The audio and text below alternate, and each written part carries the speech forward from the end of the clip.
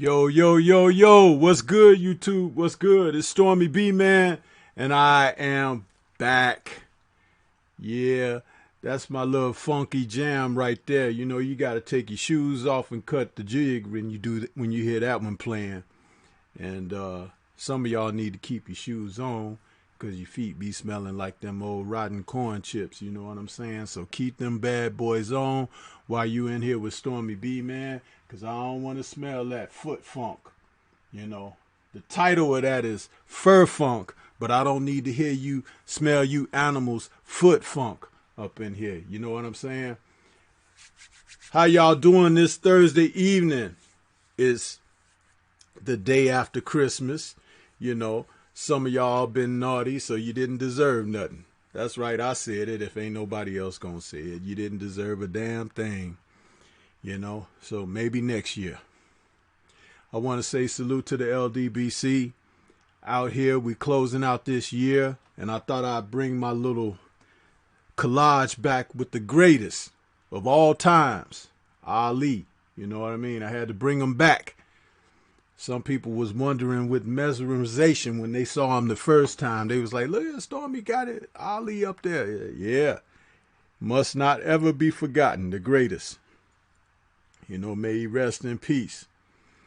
I want to acknowledge some people out there. It says we got 6 of them looking at us and only 2 of them have said something in the chat. So we got Mahari Nation Sports Podcast. He says, good evening, Stormy B-Man with the boxing gloves.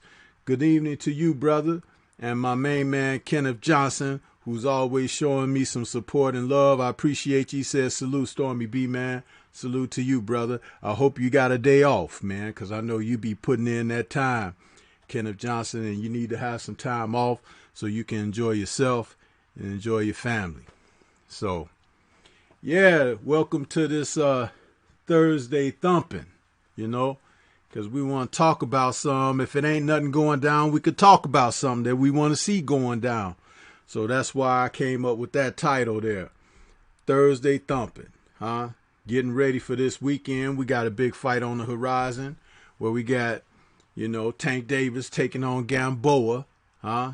Pascal is going to be out there. We're going to see what he going to do when he take on Badu Jack, huh? What you think? What you think on that one, huh? It's coming up fast. I think they had the weigh-ins tomorrow, and then they're going to have the break-ins on Saturday night.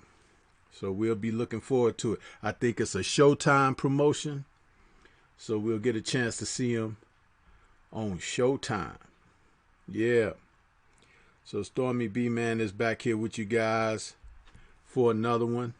I had a choice of doing some other things like cleaning up around the house or something, and I said, fuck no, huh? You know, if I die and the house is dirty, somebody will have to clean it up after I'm gone, huh? Why I gotta do everything, huh? Why can't I enjoy myself? You know? So that's what it is. But yeah, we got some news that's been kicking off. You know, we got stuff, Mikey Garcia, you know, the Charlos, you know, Chocolatito done stuck his head up out of the chocolate mud hole, huh?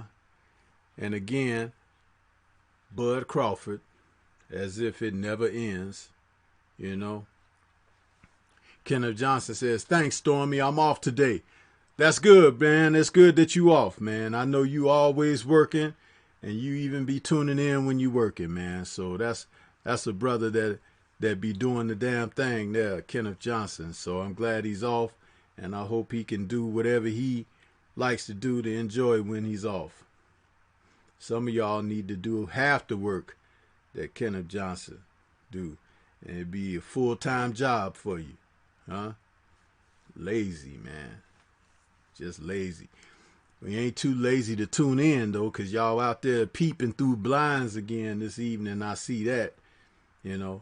But just smash the like button and keep on peeping, that damn it, you know. You don't be out there like that. Just at least smash the damn like button. Yeah, but this dude, Chocolatito, he's talking about that he wants to come back. You know, he recently had a fight that he won, you know, after having not won in damn near 2 decades, it seemed like, huh? When he ran into my man, you know, from Thailand. But yeah, he came back this past Monday, and he beat some guy, Diomel Diokos, you know, who was 14-6 with 3 draws and 4 KOs, and he knocked the guy out in the second round, you know. So he think he did something now, you know. He back, you know. But he talking about he'd like to get a title shot in the in the month of February 2020 or sometime near and around after that, you know. But we'll see, you know. We'll see, Chocolatito. Gil Coles is out there. He says, salute Stormy B Man in the chat. Salute to you, Gil Coles. And Curtis Anderson is out there. Says Stormy B Man in the chat. What's good with you, Kurt? Appreciate you, bro. And D-Style Boxing is out there. He says, what's up, Stormy? What's good with you, D-Style? Good to see you again, brother. Yeah, this dude, Chocolatito, man, he wants to get another title shot.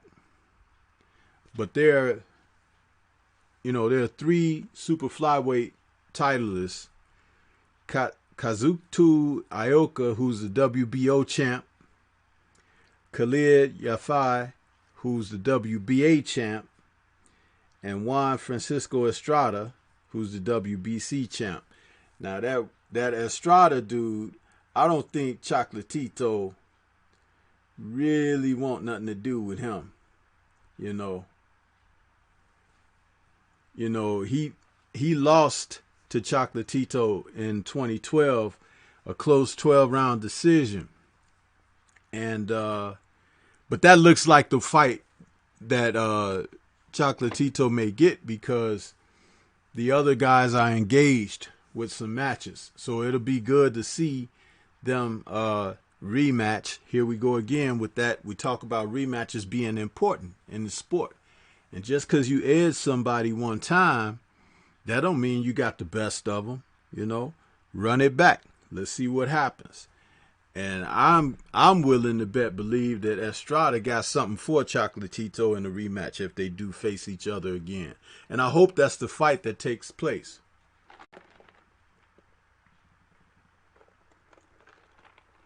I've watched Estrada fight a few times, and I think he has more than enough to deal with Chocolatito this time around.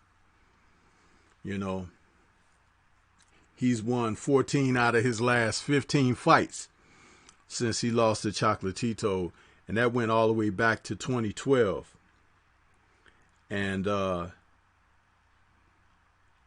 his defeat in that time was against Sor Rumvesai, who also smashed Chocolatito, and he lost a decision to Rumvesai and whooped Rumvesai's ass in their rematch, because they fought a second time last April, and Rumvesai beat Chocolatito Gonzalez twice, in 2017. So if we're looking at these fights, these guys at that weight, they mixing it up, and each of them have had a taste of the title.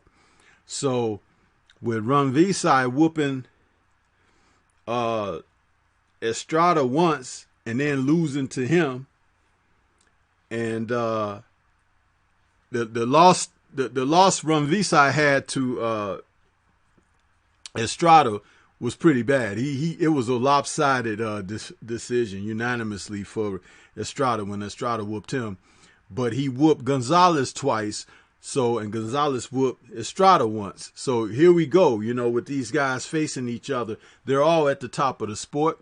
They're all in that position, to face one another and put themselves in the best position, to get a victory. That's one of those things that we talk about all the time, about getting these guys to fight each other. It's important to have these fights because, Like I said, you might get the better of a guy once, or even twice. But then you find someone else who would have whooped you, once, if not twice. So to see these guys get back in there and to mix it up, that's what it's about. That's what we like to see. So let's see, we got the brothers in the chat are saluting each other. D-Style Boxing says, I like Roman Gonzalez. Never had an issue with him. Good fighter. I just hated the sudden hype he got from boxing media calling him #1 pound for pound. Yeah, man. D-Style, I always figured, he wasn't even a pound for pound fighter, but he was a fighter who had beat a lot of guys, and a lot of those fights on his record were padded victories, I felt. But stepping up to the head of the class in the division is where we saw him, run into some trouble. And I felt like there are some guys that he could have faced that would still give him some trouble outside of the two other names that I mentioned in Estrada and Rungvisai. But he's a decent fighter, but I never considered him pound for pound at all. And that network that is no longer doing boxing, they were anxious to just put him up there as he was like, gold. You know what it was? They were looking for a star, and because of his record and his knockouts, they wanted to really push him ahead of the class. But I really hate when networks do that, and they're all guilty of it, because you got a lot of guys that's been out there working their craft, and they deserve notoriety. They deserve to have consideration for what they have accomplished. And some of these networks, they don't believe in getting that push behind a fighter unless he's of a certain background, has a certain type of appearance, and something that they think that they can market. But they have no clue in what the people want to see, because people want to see good fights. At the end of the day, that's what the people really want. They want to see good fights, and they want to see guys challenging. Look at how disappointed most fans were when Andy Ruiz totally did a nosedive and flat, he washed out in his rematch against Anthony Joshua. The mere fact that he won the first fight, it awakened so many people to the sport, and they was like, yeah, look at that guy, he won, and he wasn't body beautiful or nothing like that, but he went in there and he let his hands go. When you can fight, you can fight. You know what I mean? It doesn't matter what you look like. You know what I mean? You get in there and you can get your pound of flesh and you get things going and cooking real good, the people will support you. Huh? And that's one of the things that we saw just recently with that. Now, Chocolatito, by the time that network put him on their air, we hadn't even had a chance to see him that much. You know what I mean? And he was out there and they was already talking about him being pound for pound. But we was like, okay, but you say he won all those guys, but y'all just not putting him on your air. Who else did he beat? You know what I mean? And that's how you have to look at it. And you know what they're saying. John Lejeune is out there. He says, I'm back. Salute Stormybman in the chat. What's going on with you, John Lejeune? And Macadam One is out there. He says, salute OG. Stormybman, salute to you, brother. Yeah, we just doing a little Thursday thumping around here. And Kurt Anderson, my brother, you out there, if you want to come on and talk some boxing and you got some things you like to say, you're more than welcome, brother. Just extending the courtesy to you out there. You don't have to, no pressure, but just let me know what you want to do. Yeah, so this fight that could take place between Gonzalez and Estrada, I think that'll be a good fight to see in the early part of next year. These little guys Estrada's 2 battles against Rungvisai were very good. The first one was a close battle. I did a video on their rematch, and I covered it. It's in my archive. It was an exciting fight. A lot of strength and power between these two men. Inner strength, fortitude, and also skill. And I just wonder if Chocolatito, if his face can hold up as well, because he has suffered some cuts and things like that as of late in his career, and he may not be able to stand up to that, you know, in a grueling fight against one of the guys at the top of the division. Against those guys that are, you know, cakewalks for him, that's never a question, but against the class of the division, he would have to worry about that. He doesn't have a lot of head movement. You know what I mean? He takes punches, and his face doesn't hold up to it. So Gil Cole says, loving that Ali background, Stormy B, man. Thank you, brother. Appreciate that. That's the greatest of all time. That's one of my my backdrops that I created a few months back, and I've only used it a couple of times, and I like it because it shows the speed of Ali, it shows the elusiveness of Ali, it shows, you know, the fleet of foot of Ali, you know. So I like that. It's a combination of different things. You know, Sonny Liston is, you know, missing that. He's missing that right, and he's missing that left. And then he's nailing Sonny over the top of his jab, and then just evading the combinations of Ernie Terrell, you know. And if you notice, Ernie Terrell, he's trying to hit Ali in the face, right? And he's throwing a 3-punch. It was a 4-punch combination because he jabbed 3 times, and he, you know. But what's amazing about it is boxing 101, right? He's trying to hit a moving target, the head, but the chest is right there. And Ernie Terrell was taller than Ali. Their reach was a little bit, I think it was even. But why isn't Terrell jabbing at Ali's chest? And then the final punch should be a right hand. But see, there you go. Such is boxing, and people who think they know what they're doing, but they don't.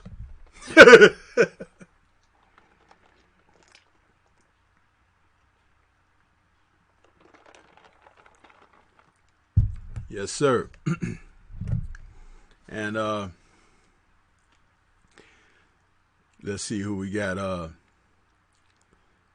D-Style says, Estrada moving up to face Inoue would be something. Yeah, that would be a pretty good fight. But I'm not sure if Estrada could take the weight. I think he's at the optimum weight right now. The Perfection is out there. He says, salute, brother. I'm up in here. What's good with you, Perfection?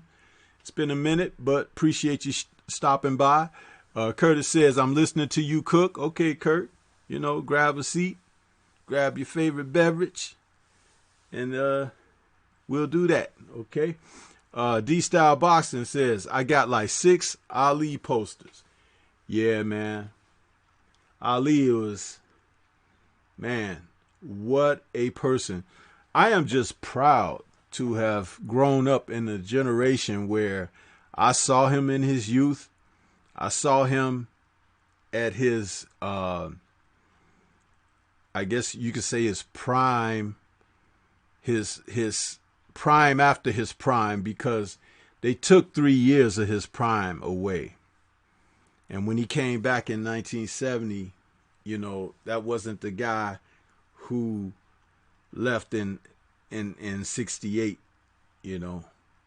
If you want to see a prime Ali, check out his victories over Zora Foley and what's his name? Help me out, Kurt. Cleveland Williams.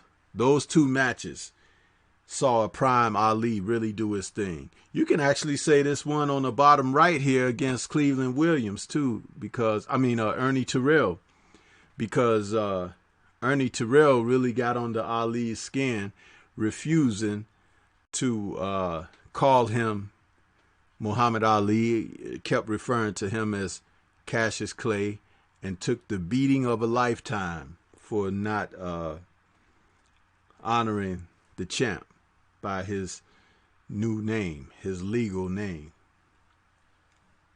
Very disrespectful, So there you go. The Perfection says, I never get tired of watching Ali. Most people don't, which is one of the reasons why I've kept this particular backdrop in reserve, because I didn't want to get tired of looking at that backdrop. I would like to pull it out every once in a while and mesmerize with it, because I think it's a pretty nice collage that I put together there, if I do say so myself. I like to consider myself somewhat of an artist, which I really am. I'm not just bullshit talking, you guys. I'm an artist. I went to school for graphics and all of that. I can draw, paint, all of that. Charcoals, paint brushes, pencils. Stormy can do all of that. So just want to let you know in case you didn't. Boxing Spreadsheet has joined us. He says the 60s version cannot be stopped. Yes, sir. Salute to you, Blood. How you doing, brother? Yeah, the 60s version of Ali, one of the fastest, man. I think he was as fast as a middleweight. Sometimes as a welterweight, he was so fast and could move like a welterweight on his feet. What a man. And that 60 versions of Ali, he could dance for 15 rounds on his toes. Fight and dance. And be elusive. You couldn't hit him with a handful of buckshot. He could lean back away from shots and duck under and come out and look pretty doing it. And when I say look pretty, I'm talking about he didn't look off balance. He was like a gazelle. He could just move with grace. He had an athletic ability that you just didn't see at that time. Many people have tried to emulate that over the years. Some have even looked a little like, but no one has ever been able to duplicate.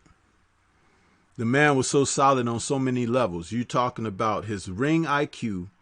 You're talking about his athletic ability. You're talking about his speed. You're talking about his elusiveness.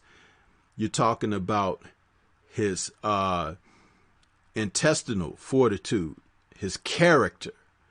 And on top of all of that, he had a bravery and a courage that was unseen. He had the same type of conviction against the U.S. government that he had against his opponents out there in the ring, which was amazing. And he could talk to white folks to their face, at a time when most people would be a little more reserved with their words and everything.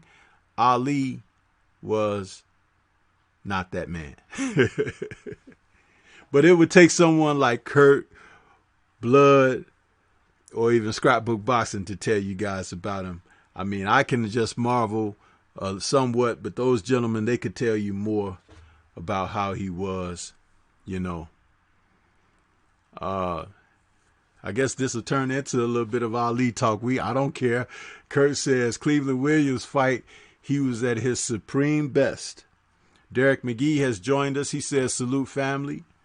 And D-Style Boxing says, Ali getting up from Frazier's hook is amazing. Yeah. And, he got hit with that hook once and they called it a slip. But it was a delayed reaction. He got hit with that hook and his foot, because he was moving backwards, and his foot went and it did a stutter and he went from under him and he dropped to a knee. That was a knockdown.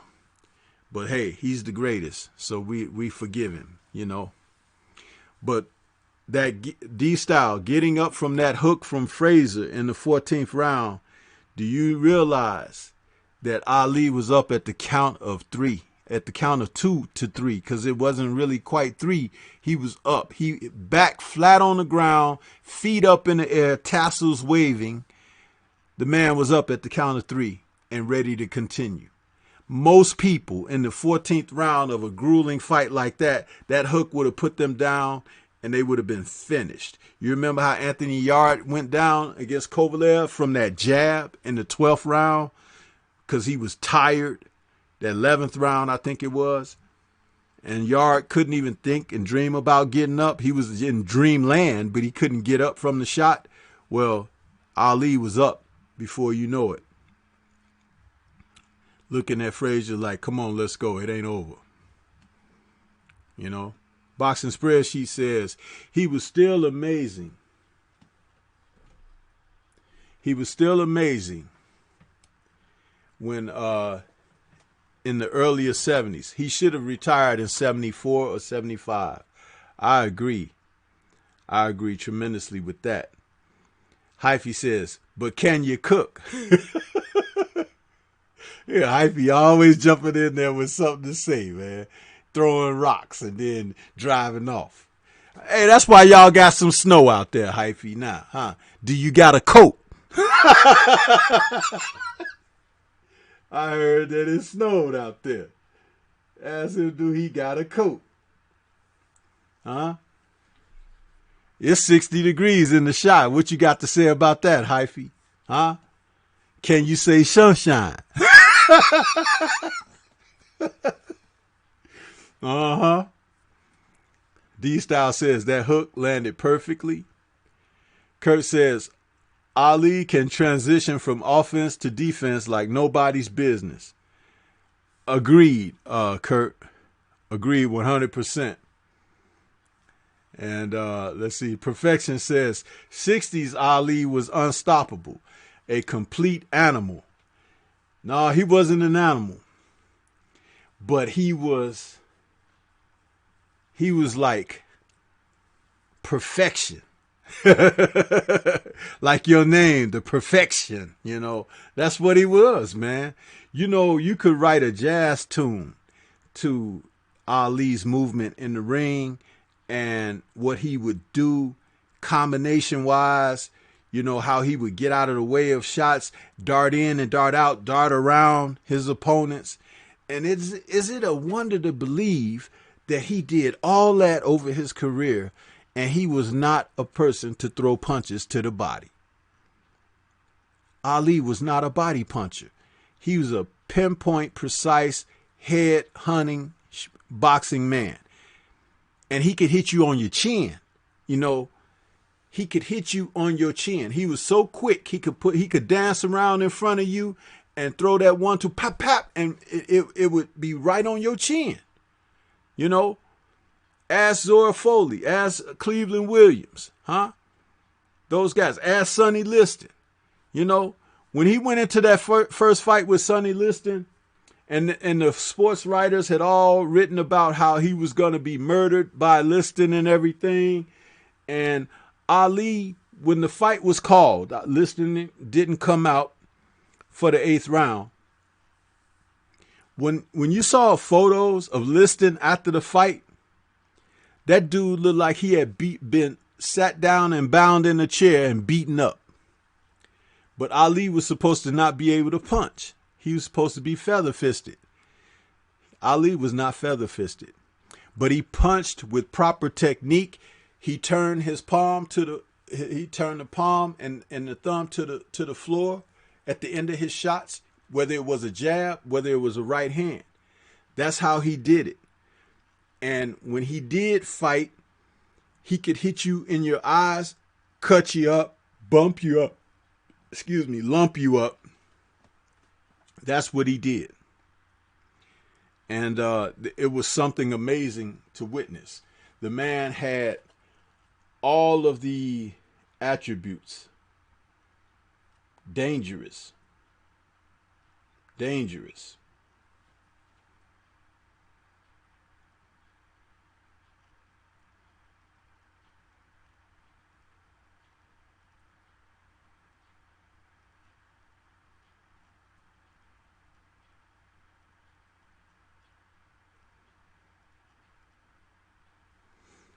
So yeah, I'm sorry I was answering the text, people. D-Style Boxing says there were too many firewalls to break through to be the prime Ali. Yeah, I agree. He says his boxing ability, his elusiveness, his movement. Yeah. That's what I was covering too. Kurt says Ali was amazing in capitals, all caps. So you know he means he's emphasizing that. And he also said, Boxing Spreadsheet says, Floyd's fans said silly shit during the social media era. They actually thought Mayweather been through as much outside the ring because some packtards were being judgmental. Well, we know better than that, don't we, Blood? Oh, man. Boxing Conversations with Reggie Owens says, salute my peoples. Salute to you, Reggie. How you doing today, brother? The Perfection said, Ali had a vicious sniper right hand. Boxing Spreadsheet says, they also say dumb shit like Ali lost to a guy with 8 fights. Ali didn't throw body shots and so on. Yeah, but when they say those things about Ali, they don't know the narrative behind it. They only know what they looked in the stats, Blood, and you know better than that because the guy that he lost to, you know that with 8 fights, we know the story behind that, and the fact that he didn't throw body punches was because he was so damn precise up top, and he used his boxing ability to get guys off-angled, off-centered, and he could shoot shots and close a gap with the quickness that most people didn't see in their lives. Ali, even at the age of 38, his hand speed was faster than most heavyweights that was 22 years old. You know, he just had that God-given ability. It's just that he lost a lot of the other athleticism as he got older and began to cut corners with lack of training and things like that, and the women that he liked to run through. So, you know, that catches up to you, just like if you're a drinker or an alcoholic or something like that, or a drug abuser. That stuff will catch up to you as well. But we know better than that.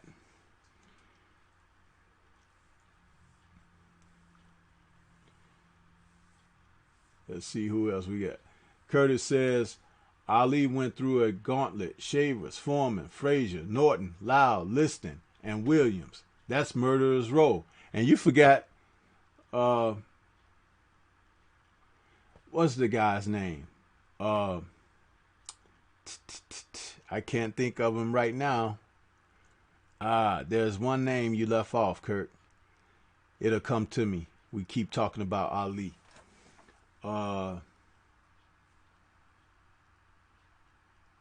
Let's see. D-Style says, what's up, Blood? And Blood is speaking back to D-Styles. Everybody else is saluting each other. D-Style says, Floyd's talk shit about rope-a-dope, but was against the ropes the whole first Castillo fight. Yeah, and I'll tell you something about that fight, D-Style. They should have given Castillo the decision. They should have just given it to him. Because the fight was close enough. A lot of people felt Castillo won. But see, this is the thing about fights like that. Floyd, you know, he was good. Very good. But he didn't fight a lot of guys he could have fought that would have really given us something, to show us something. Remember, he didn't fight Vernon Forrest. He didn't fight Paul Williams. You know, there were guys he could have got in there with. He could have got in there with Shane when Shane was something, you know. There are just opportunities that were still on the table. When you talk about Ali's legacy, there was nothing left on the table.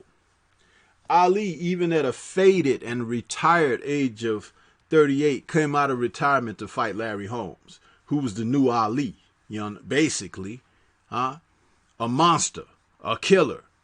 He come out of retirement to fight the guy. Who does that? Would Floyd come out of retirement and fight Earl Spence right now? Huh? No, he's going to fight an MMA guy like that dude who had never fought in a boxing match before. Huh? McGregor. Huh? Why didn't he fight Earl Spence? Because he'd have to pass the fucking torch. That's why. Huh? That's what the real fighters used to do. Pass the fucking torch. Huh? Sugar Ray didn't want to pass the torch to Michael Nunn. But he thought just little enough of Terry Norris and ended up passing the torch to Terry Norris. Huh? That's what happens. Joe Louis passed the torch to Marciano. Huh? That's what happens when you good. Because people know you for what you do. Being a warrior, not a fucking avoider. Huh? Floyd waited 5 to 6 years beyond the time to fight Manny Pacquiao. Why didn't he fight Pacquiao when Pacquiao was blowing through people like a buzzsaw? He's still a damn good boxer. If he could box him like he did when he waited, he could have boxed him like that when he was earlier, right? Because he was younger too. But it was that whole threat of possibly losing. You can't worry about the possibility. You just go out there and do what you do. But see, this is what happens. So fuck Floyd Mayweather. Even now, he's still shitting on the sport. And anybody will take a time out to let him shit on them. Fuck Floyd Mayweather.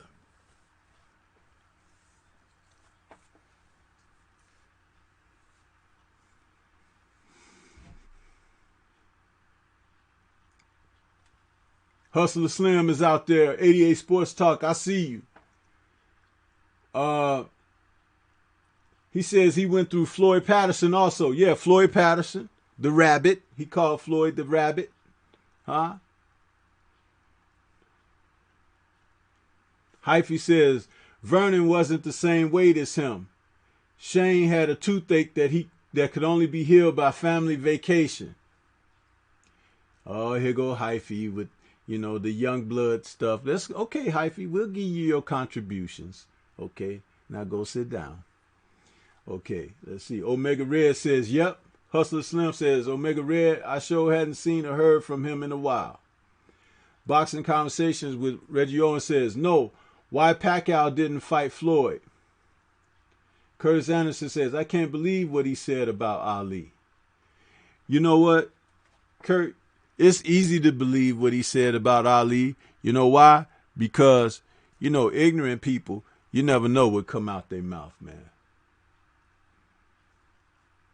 And they can talk a lot because they're talking a lot about what they don't know.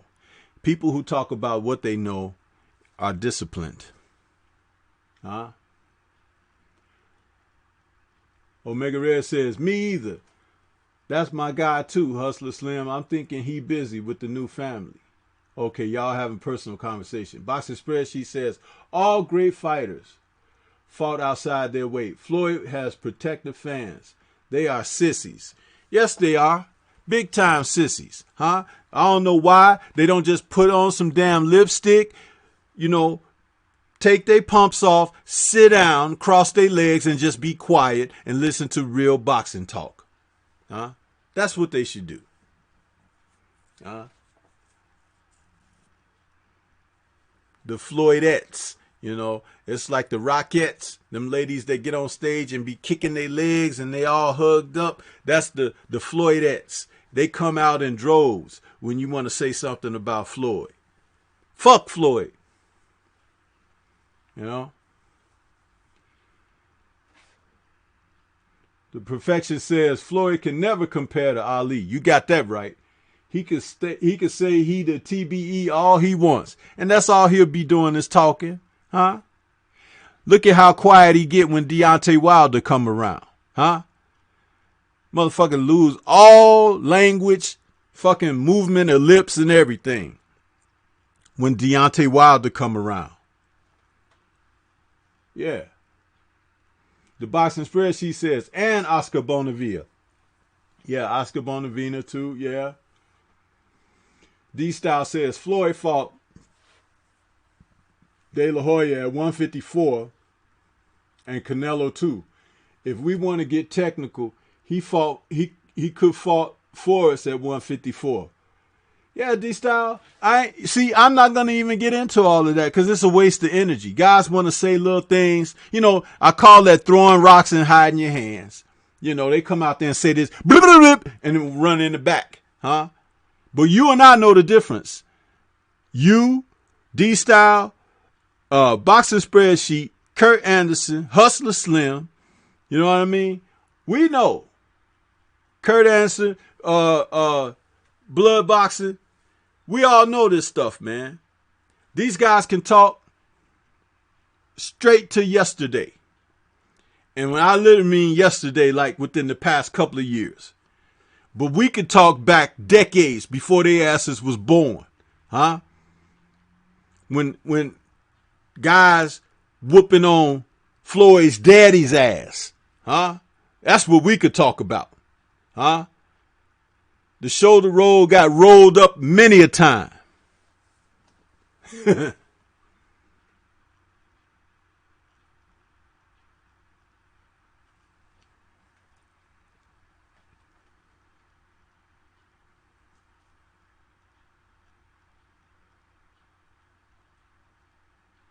I'm trying to read the chat is moving kind of fast now. It says Floyd, Boxing Express, she says, Floyd said that Ali can't be as great because he didn't fight multiple weights. Laugh my ass off. Yeah, okay.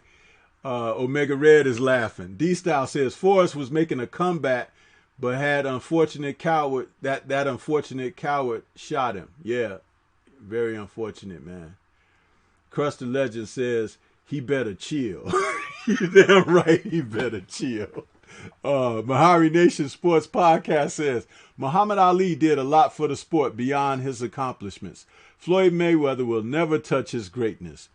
Floyd Mayweather will never touch anything close to Ali. Every time Floyd stick his hands out, he stick his hands in shit. When Ali stuck his hands out, he touched a worldwide nation of people. How different is that? Huh? Let's see. Boxing Spreadsheet says, what's good, Mark, bro? And Brooklyn Child, salute. Curtis Anderson is, he's laughing. Omega Red said, I got most of Ali's fights on DVD. And Crust the Legend says, salute Blood. And Blood is saluting at Crust the Legend. Yeah, man. I just, a couple weeks back, well, it's not a couple weeks. I've had it about a month now. But this message is for some of those that are interested in a little history.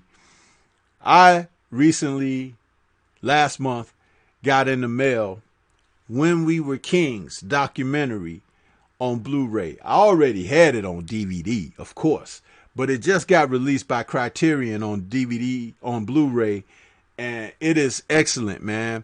The recounting of what happened with the Rumble in the Jungle, Ali and Foreman's Big Showdown in Zaire, 1974, and the documentary was shot by one of the journalists who went on the trip to Zaire, but he had never done anything with the footage. So in the 90s, he produced the documentary for an art theater, and they showed it, and it was excellent.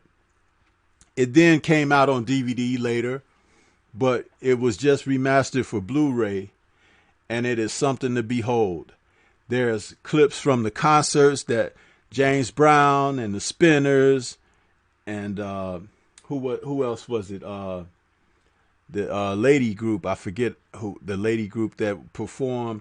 All of that stuff is in the documentary. Plus, you get all the sound bites from Ali, the press conferences, George Foreman, and Howard Cosell and everybody that participated in that. Don King is in there. It's like, dude, it's an awesome, awesome documentary. It's probably one of the best documentaries. I think it won some kind of Academy Award or something. When We Were Kings. Okay? You got to check it out if you haven't seen it. It's one of the most amazing documentaries featuring Muhammad Ali. based around one of his fights that has ever been made. Boxing Conversations with Reggie Owens says, OGs, the game of fighting doesn't stop back within time. Floyd did his shit in the ring and dedicated to the sport. He's in retirement, but it doesn't take away from him. Reggie Owens, I know you ain't trying to go to bat for Floyd Mayweather Jr., man. I know you ain't. Please tell me that you're not trying to do that, because I could slam Floyd Mayweather with my eyes closed, okay? But that's not what we out here for. But dude, you need to really do some history research if you want to try to big up that man. And we're talking about the greatest, Muhammad Ali. Seriously. Seriously.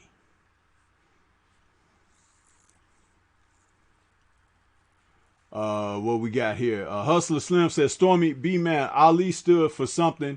He fought against racism, stood against the United States regarding the war. Ali even helped free hostages.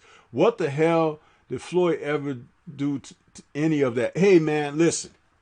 That's what I'm trying to say. You understand? I told Reggie I could slam that dude, and his accomplishments in the ring still don't come close to what Ali accomplished in the ring. Now, outside the ring, there is definitely no contest. No contest. Okay? See, they have lowered the barometer for greatness nowadays. This is why you have who you have in the White House. You understand? In other words, I can tell you, you could go back 20 years ago, and the man who's in the White House right now couldn't get close, okay? And he actually ran back then, 20 years ago, and people made fun of him, laughed at him and everything. Funny how times have changed, because educated people and the lack of them has changed with our times. This is why you see through rose-colored lenses when I'm looking through bifocals. You understand? Two different things. I'm seeing things sharp, crystal clear. So what? They're bifocals. They put everything in perspective. But when you're looking through rose-colored lenses, guess what you see? I think it looks like an 8. It's probably a 6. I'm just going to take a guess. Huh? That's the difference.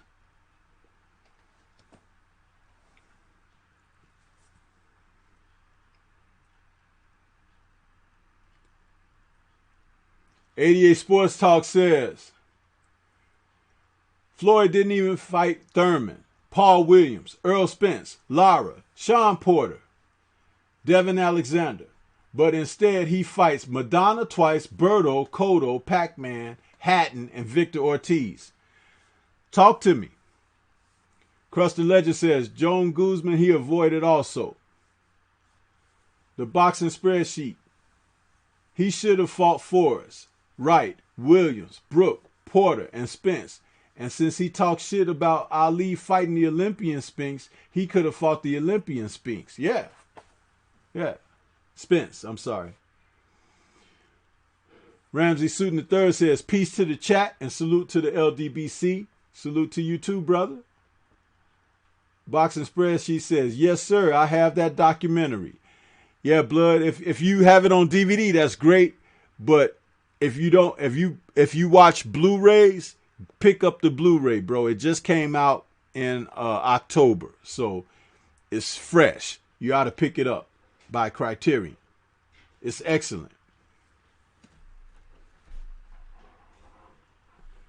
So,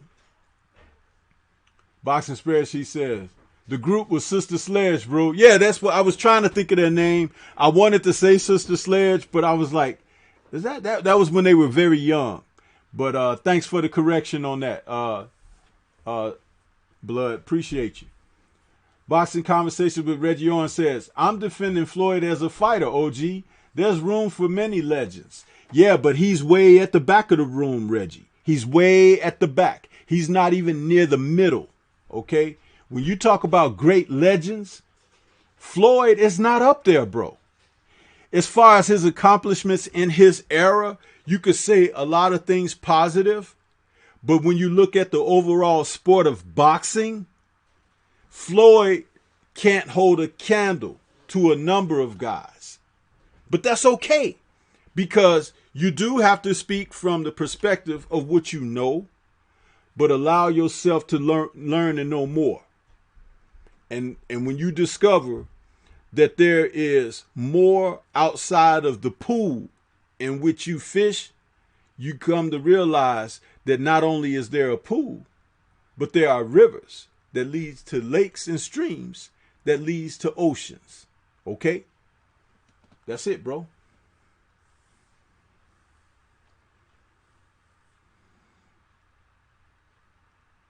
Omega Red said, Ali said he was the greatest of all time, and he is. And that's where Wilder got to speak it, believe it, and receive it from. Hey, man, can't argue with that. The Boxing Spreadsheet says Floyd went through more because Pactars called him Kentucky Floyd Chicken. That's way more than Ali ever went through, laughing out loud. Yeah, matter of fact, how about this, Blood? Pactards like to compare Pacquiao to Ali, huh? So guess what? Even they are putting Ali on a pedestal. Where's Floyd? Think about it, huh? Boju Thibodeau is out there. He's laughing. And let's see. Krusty Legend is saying, Philly girls. Boxing Express, he said, yes, I will go get the Blu-ray. Yes, man, you must have it. You must have it. I'm going to watch it tonight after I finish the show. Mohari Nation Sports Podcast says, Ali avenged losses and had 3 great fights with Joe Frazier. That alone is far over Floyd's accomplishments. Sure, Floyd is a great fighter in his era, but doesn't belong with the all-time greats. Say it, Abel Mahari, say it.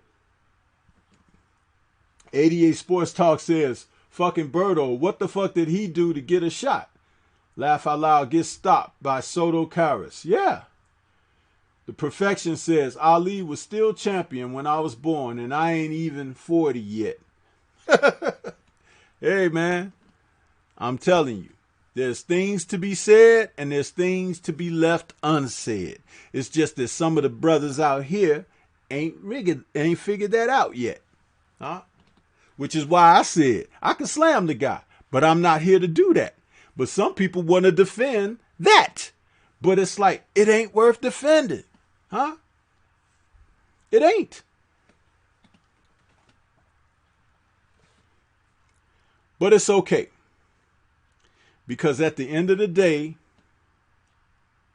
the greatest is one that all others will be measured up to. Huh? Who were they measuring up to before he came along? Who? Huh? Joe Louis did his thing, yeah, but he wasn't the greatest. There were fighters at middleweight and light heavy that were just as good, if not better than Joe Louis. Huh? What about the fighters who never got to fight for the heavyweight title before Joe Louis? Some real monsters. And Kirk could tell you about those guys. Huh? Scrapbook Boxing could tell you about those guys. I'm telling you, man, all you got to do is research. Research and research. You'll be like, damn, I had no idea.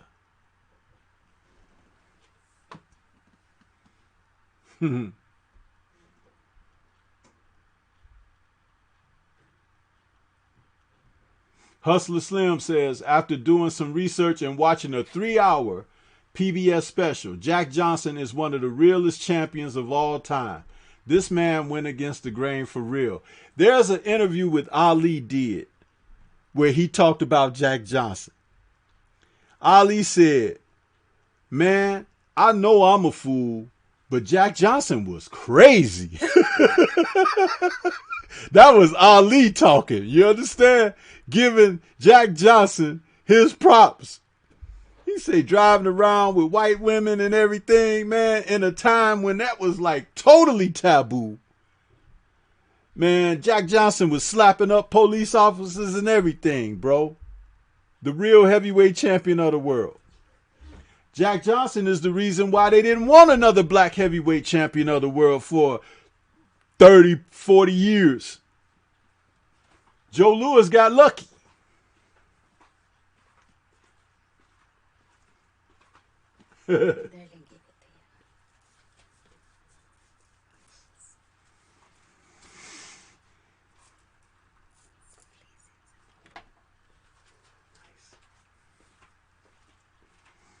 Man, I'm telling you, this whole thing,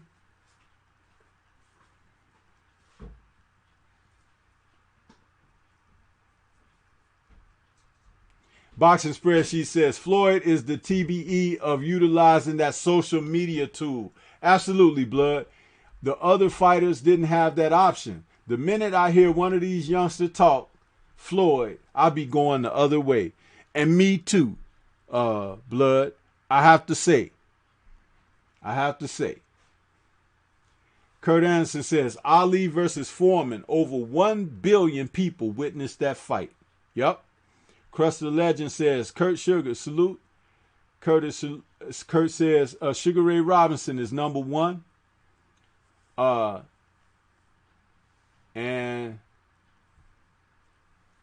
Mahari Nation Sports Podcast says Ali is an American icon that was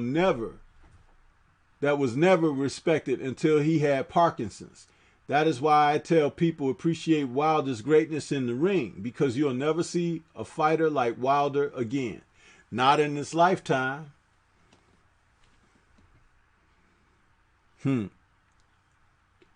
Yep. Hustler Slim says, Curtis Anderson, I just watched Only in America again, and I have a new appreciation for the story behind Ali Foreman.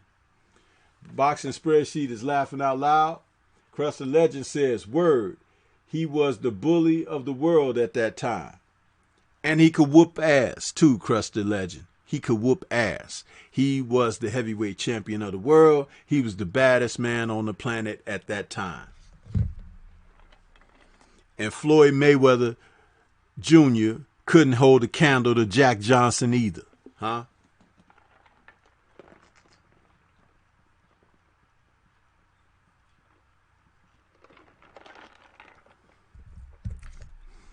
Floyd couldn't hold a candle to Henry Armstrong.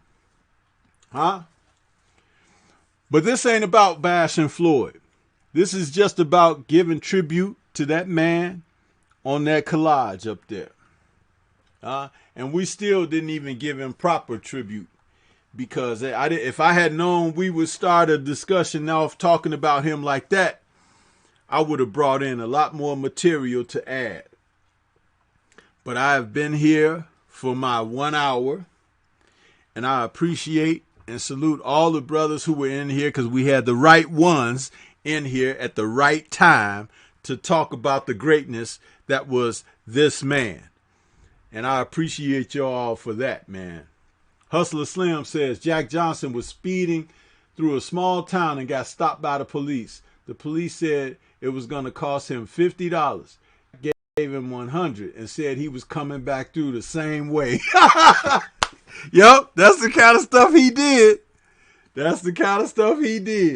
He said, Crush the Legend says, yes, Jack the Ripper. Yes, sir. He'd rip your ass in that ring and outside that ring. But hey, man, listen, I want to thank you all for joining me for this little Thursday Thumpin'. We're going to have to do this again and do a whole Ali segment to just, celebrate the man and his greatness, man. There are many more things to be said.